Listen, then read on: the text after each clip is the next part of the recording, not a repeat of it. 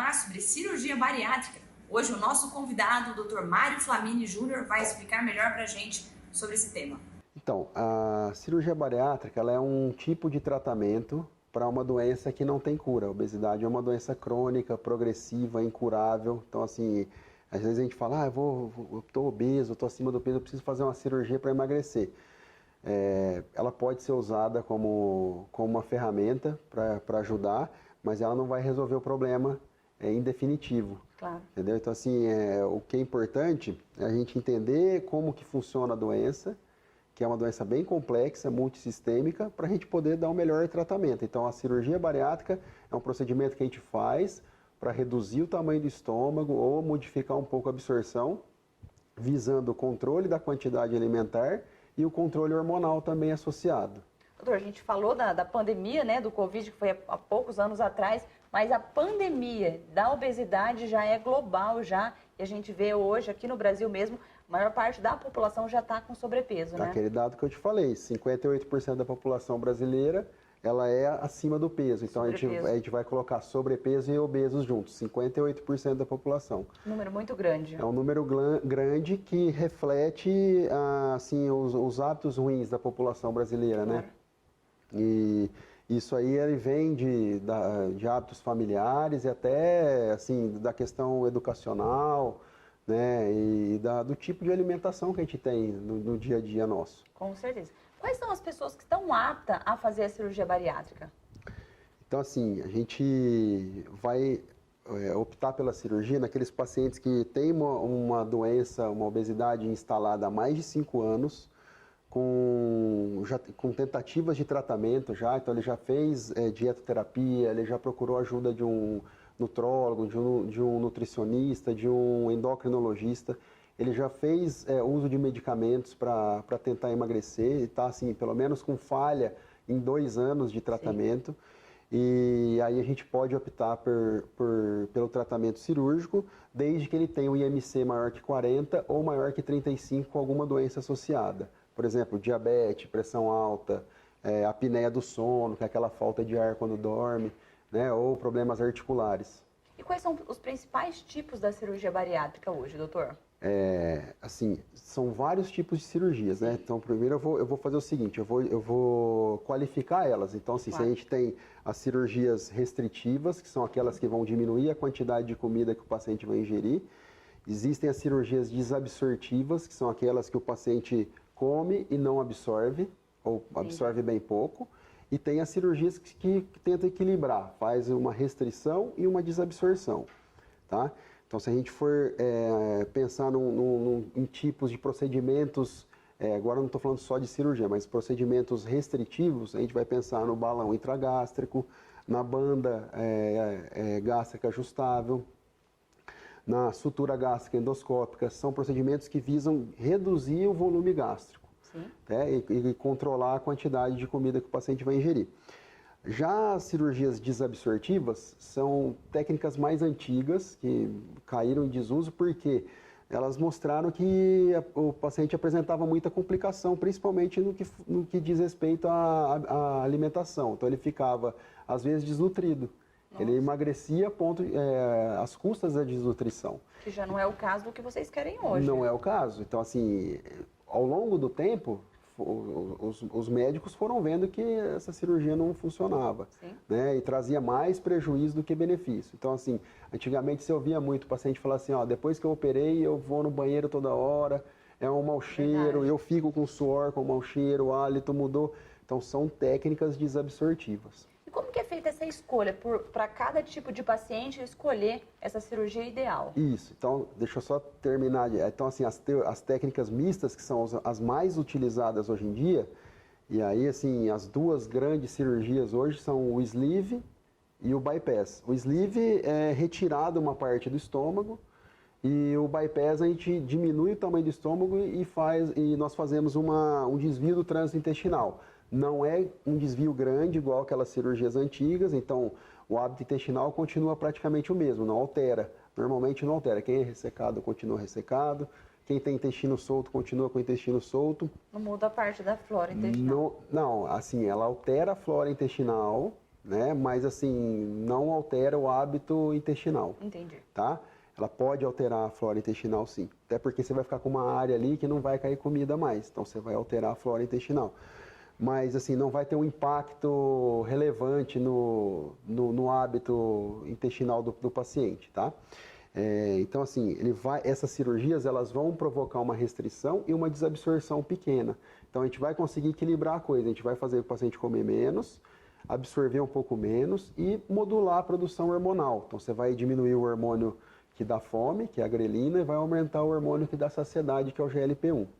Aí você me perguntou, né, quem que pode fazer a cirurgia? Então, assim, são esses aí que eu falei, e aí como que a gente escolhe? Qualquer escolha, né? Existe paciente que já chega no consultório e já fala assim, eu quero fazer o sleeve. Minha amiga fez, eu quero fazer igual. Eu quero fazer bypass.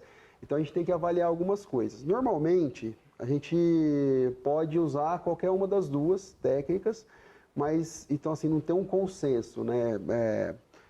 Por exemplo, o sleeve você faz para determinados... Porque cada cirurgião tem uma conduta meio que particular.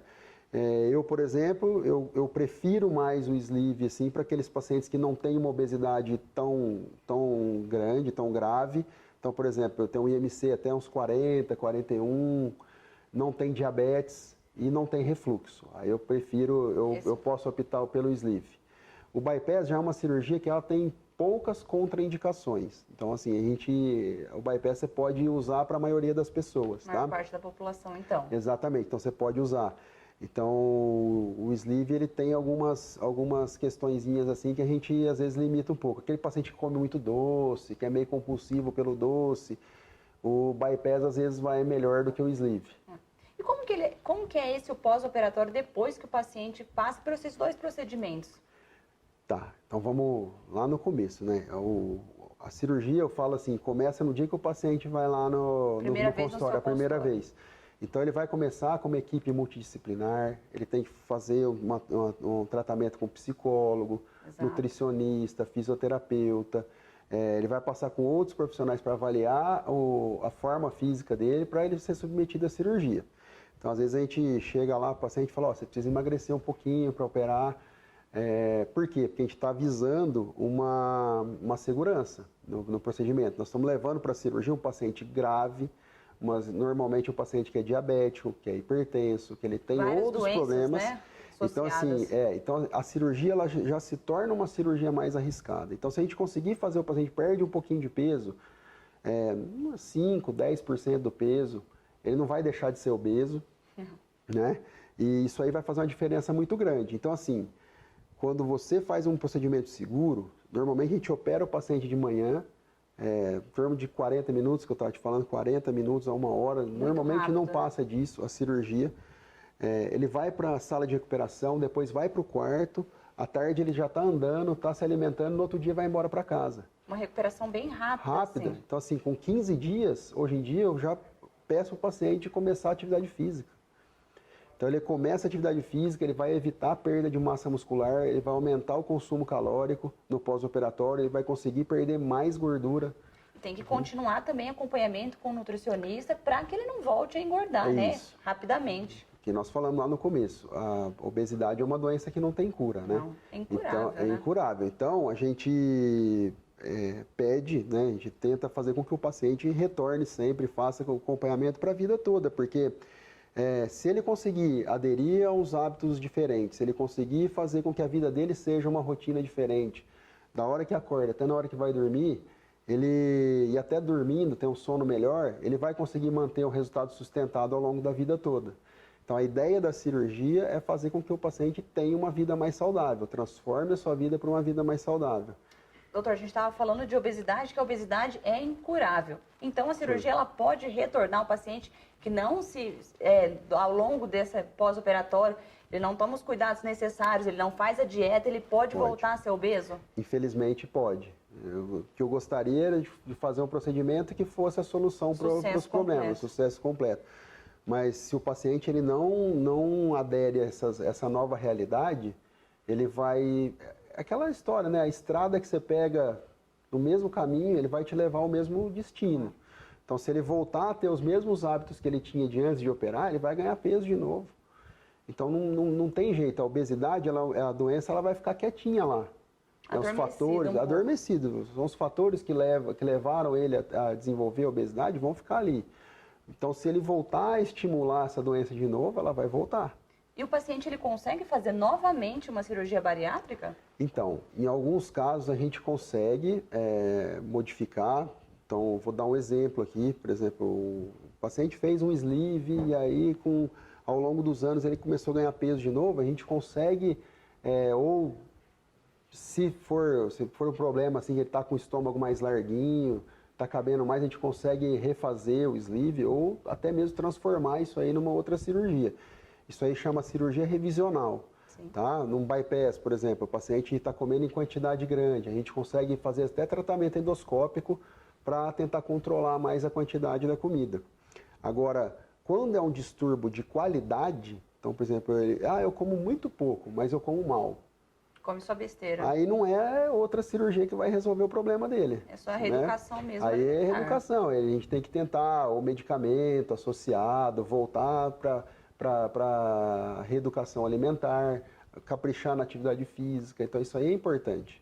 A gente tem que fazer um trabalho de resgate, na verdade, né? Porque a gente fala, mas vamos lá, opera de novo. Mas se a gente não resolveu numa primeira, o nosso resultado talvez não seja tão bom assim como a segunda, né? E aí a pessoa vai querer voltar recorrente mais uma vez no futuro tudo também. Tem limite, né?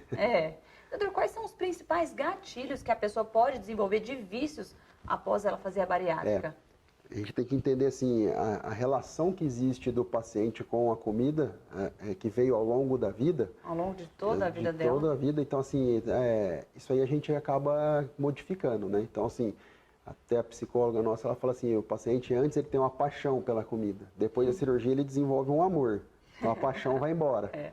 Então assim, ele pode canalizar essa ansiedade, essa forma como lidar com os problemas através de outras válvulas de escape. Então, por exemplo, ele pode ir para o álcool, compras que a gente estava falando.